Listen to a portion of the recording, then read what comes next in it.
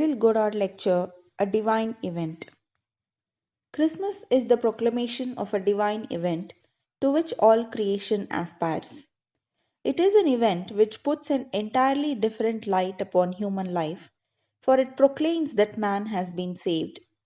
I question seriously whether an nth part of 1% of those who call themselves Christians know what this event is about. Tonight, I will tell you from my personal experience. Paul tells us in his letter to the Corinthians that no one can say Jesus is Lord except by the Holy Spirit. Now, the Holy Spirit is nothing more than the individual's personal experience of the event.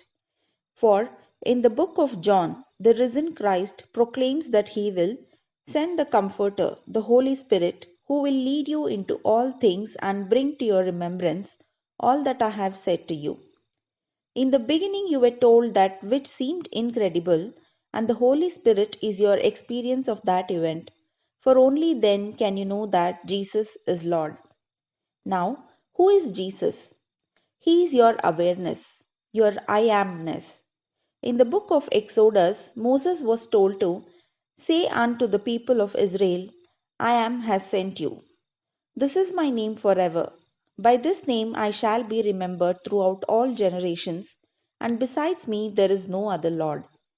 Jesus is the Lord, your I amness, your consciousness of being. Hoshua is the Hebraic form of our word Jesus and means Jehovah is Savior. There is no other Lord than I am. Our God is a God of salvation. To God, the Lord, belongs escape from death. God is buried in humanity to make man a living being, and he will rise in the individual as his own wonderful human imagination. The discovery of the God within is the one far off divine event to which creation moves. The only resurrection spoken of in the scripture is when he rises in you, and the only birth spoken of there is when he comes out, and that is Christmas. The event seems to be single and separate from the other events, but they're all part of a complex whole.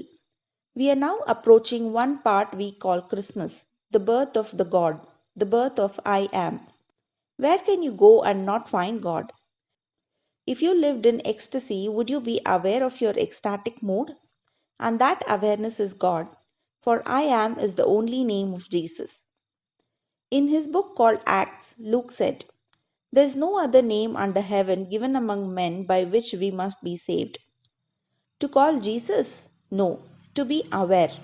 Without using words, when you are aware, you are saying, I am. That is Jesus, who is buried and rises in you. And when he escapes from the tomb of your skull, Christ is born. We are taught that this happened 2000 years ago among people who are long gone from the world. But I know from experience that when it happens to you, it is strangely contemporary. Yes, Christ was born. That is a fact.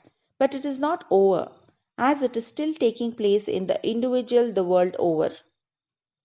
Christmas is that one far off great divine event to which the whole vast world is moving. If you ask someone who calls himself a Christian who Christ is, the chances are he would tell you that Jesus is the Son of God. And if you told him that he must be God to know that, he would be horrified and tell you that you are blasphemous to suggest such a thing. If you return to the proclamation of the great event, you will find that no one knows who the Son is except the Father. So, if you know God's Son is Jesus Christ, then you have to be God the Father. And since no one knows who the Father is except the Son, Jesus Christ must have revealed you his Father. Well, man cannot rationalize this because he has not had the experience. For no one can know that Jesus is Lord, which is God the Father, except by the Holy Spirit, for it is He who brings you the experience of the great mystery. We are told that when Paul rose up into the third heaven, he heard unutterable words. Some translations say they were words which man may not utter, but it isn't that. What Paul saw and heard was incapable of expressions in words. There are no words to express a body that one wears when he rises within himself. for it is not a body of flesh and blood, but an indescribable form divine. In his 15th chapter of 1 Corinthians, Paul said, "What you sow does not come to life unless it dies. And what you sow is not the body which is to be, for God gives it a body as He has chosen. I will know you in eternity, but for all the identity of purpose, there will be a radical discontinuity of form." Yesterday morning, when I returned to this level of my being, I arrested the body I was wearing to spend some 10 to 15 minutes right on the surface of my being. The form is alive. It is all energy, all power, all wisdom, and all love. I wear that body as I do the suit I am wearing now, only I know it to be my very self. I am always in control by intensifying my energy or modifying it. In that body, I looked out over glorious scenes never seen on earth. They were all three-dimensional visions in vivid colors and indescribable forms. I would observe one, then let it go to observe another. All heavenly treasures which are in me. When your eyes begin to open inwardly into the world of thought, into eternity, you will see what no mortal eye turned out could ever see. There are no images in this outer world to describe the eternal world which is imperishable. The world you will see when you are wearing Christ, the new man. This is an indescribable, ineffable mystery, for God comes to us as one unknown, yet one who will allow the individual to experience who he is. When you experience Christ, you are experience who you are, for you are the Jesus of Scripture. You are the Lord Jehovah. The event toward which you are moving is the awakening of the Lord in you. Then and only then will you know who you are. Christmas is simply the proclamation of this one far off divine event to which creation moves. It's not about one who lived a long time ago, but about you. The Bible is very personal. It's your own spiritual biography, your salvation history. To see the characters of scriptures as characters of history is to see the truth tempered to the weakness of the human soul. They are not characters on the outside, but within you, for the drama unfolds in your imagination. You are buried in yourself and do not know it. But when you reach the fullness of time, you will awake to Christmas. Last lecture night, I told you of an experience of a friend who tasted of the power of the age to come. She had found herself, in dream, in the home of people who have not changed the fashion of their outer garments for 300 years. This woman's second husband had been killed by the group, and she tried to persuade them that what they had done was wrong, but they would not believe her. A group of men, all dressed in black and carrying machine guns, arrived, ready to kill everyone, and when she tried to persuade them that it was wrong, they could not understand. Then she began to awake in her dream to realize that, although they all seemed to be independent of her perception of them, they were only aspects of her dream. Arresting her power of perception, everything froze. She changed her intentions, released the activity in her which allowed them to become reanimated again, and watched as the man put down his gun and with outstretched arms went over to embrace the woman. This is the power of which I speak. It's a power unknown to the mortal, rational mind. We think power is in the atom bomb, in hydrogen energy, money in the bank, or securities. Tonight, undoubtedly, a dozen or more very wealthy men will die and not take one penny with them. They simply left the garment of flesh and body they made so real, along with their securities. But you can never lose the power of which I speak, for it is forever. These bodies die, and all that they possess will die with them. But the power of imagination is imperishable, for it is the power of God in man, called Christ. Man is slowly awakening to this power, and when he hears and senses it, this is the power he will exercise. Now, in my friend's case, she awoke in her dream to discover that, although everything seemed to be taking place independent of her perception to it, the dream was only herself pushed out. Knowing that she could control the dream, she changed the motivation of the man from murder to love.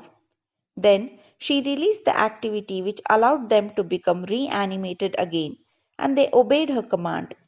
This is your future, your inheritance where everything is under your control. These bodies of flesh and blood are only garments God wears. Even though they are consumed in a furnace called cremation, the bodies are restored for others to occupy. The world is restored, but you, the actor in the drama, move up until you finally awake, and that is what we call Christmas. Christmas is the awakening of God in man. It's not an event which took place 2000 years ago, but is taking place all over the world in those who have reached the fullness of time. When the fullness of time has come to you, you begin to stir, to awaken from this dream of death and come out of your skull, which is your birth from above. These two events take place the same night. We separate them by 3.5 months and then add a few months to the discovery of the fatherhood of God, then more time to the ascension of the Spirit. But there are four parts of the one grand event. The first is resurrection. The second is birth. The third is the discovery of the fatherhood through the Son. And the fourth is the ascension, the rising of the Son of Man, who you are, into heaven in a serpentine form.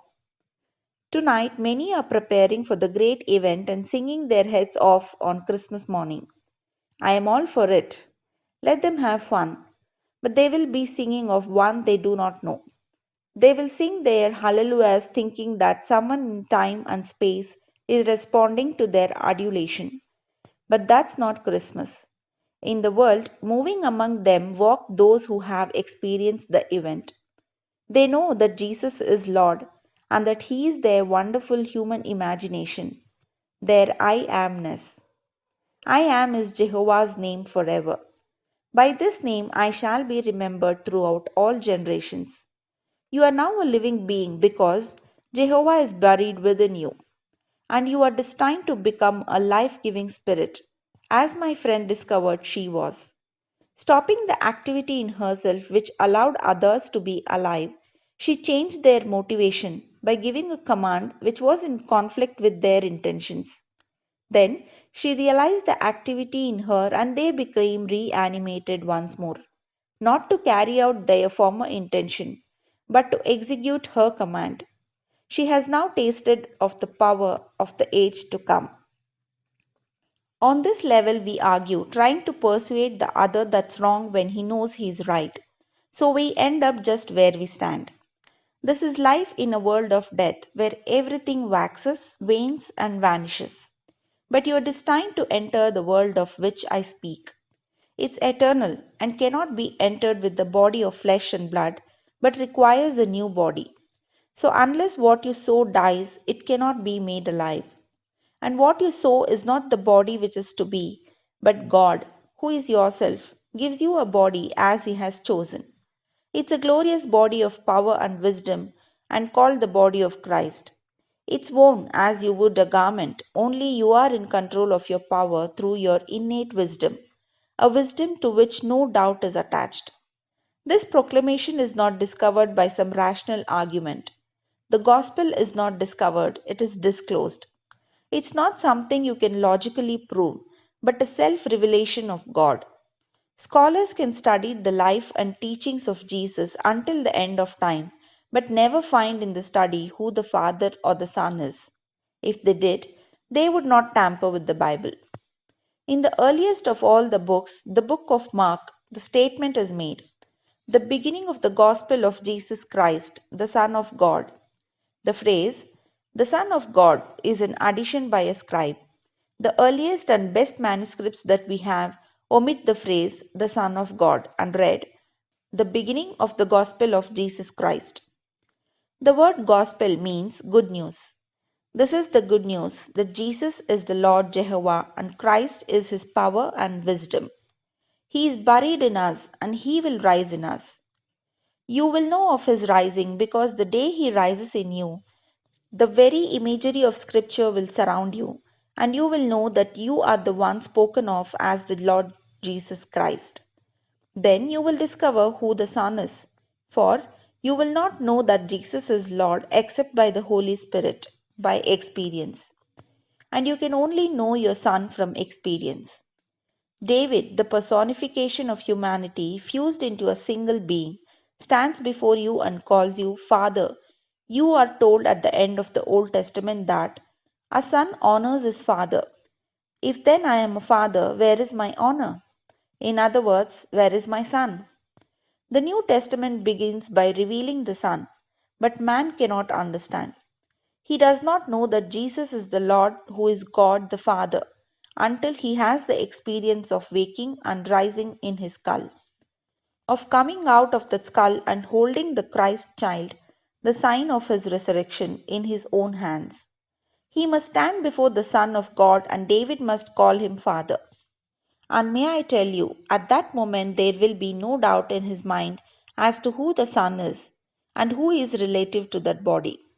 He will know he is David's father, and David will know he is his son. In the book of Samuel, we read, When you lie down with your fathers, I will raise up after you your son, who will come forth from your body. I will be his father, and he shall be my son. Now we jump to the book of Revelation, where the Lord is speaking, saying, I am the root and the offspring of David.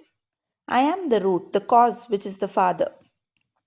And I am the offspring of my son, David. Therefore, I am one with my grandson. All of the members of the human race are fused together into a single being called David. And what comes out of that? David's offspring. If David's root is the Lord, what comes out of David must be one with his root. So I am the root and the offspring. I am the grandfather and the grandson, and David is my son. Man matures when he becomes his grandfather, for the grandfather is the Lord. We are dealing with a mystery. If you think when you read the story of the Old or New Testament that you are going to reach truth by some rational argument, you are searching in vain.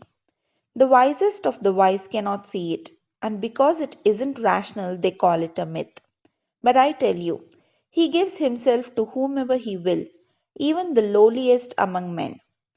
Those who have all their degrees, honors, money, and reputation are dead but do not know it. I do not condemn them or argue with them, but simply walk by, looking for willing ears to tell my story to. And usually it is to those who are not the scholars of the day.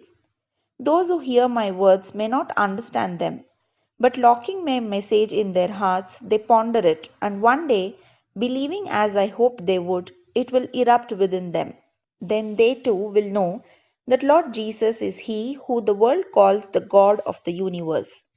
They will know it because the Holy Spirit brought to their remembrance all that I have told them.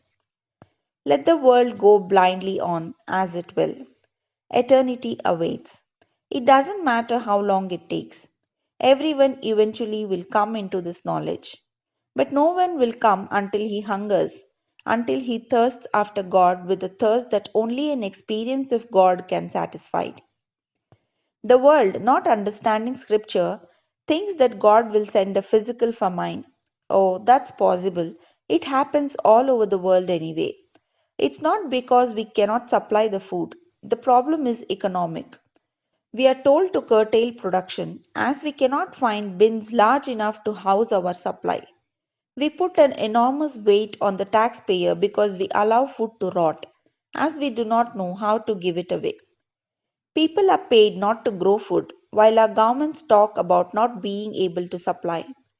Our southern states alone could grow enough to feed one clothe the world, but how to do it under the present economy?